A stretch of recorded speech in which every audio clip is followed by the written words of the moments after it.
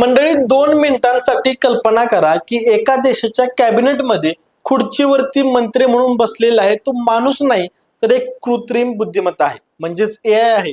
हे ऐकायला विधानकथेतील प्रसंग वाटेल पण सप्टेंबर 2025 मध्ये अल्बेनियाने हे वास्तवात आणलं। डीएला नावाच्या एआय प्रणालीला मंत्रिपद देऊन अल्बेनिया जगातील पहिला असं राष्ट्र बनला आहे ज्याने मानवी मंत्र्यांऐवजी कृत्रिम बुद्धिमत्ता सत्तेत बसवली। खरं तर अल्बेनिया हा युरोपीय संघाचा उमेदवार देश आहे। 28 लाख लोकसंख्या असलेल्या या देशामध्ये भ्रष्टाचार म्हणजे जणू कायमची लागत। कंत्राट, निविदा, रिश्वतखोरी, दबाव आणि सगळं इतकं खोलवर गेलं की लोकांचा विश्वासच उडू लागला आणि म्हणूनच पंतप्रधान ईडी रामा यांनी पाऊल उचललं माणसाऐवजी एआय ला मंत्रिपद देण्याचं। डीएला नावाची एआय आधीपासूनच ई अल्बेनिया पोर्टलवरती काम करत होती। तिने तब्बल हजारो कागदपत्र तपासली, लाखो अर्ज प्रक्रिया केले, पण तिची ताकद आता दुप्पट झाली।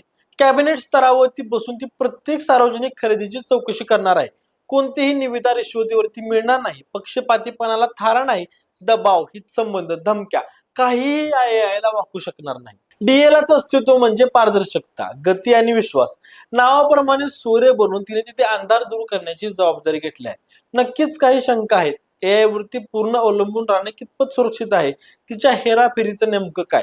पण इतिहास नोंदवेल की भ्रष्टाचार विरोधी एआय ला मंत्री बनवण्याचं धाडस अल्बेनियाने केलं आणि जर हे यशस्वी झालं तर भविष्यामध्ये अनेक देशांची मंत्रिमंडळ माणसांनी नाही तर एआय ने चालवले जातील। तर मित्रांनो, ही होती अल्बेनियाची गोष्ट जिथे माणसाऐवजी एआय ला मंत्री बनवलं।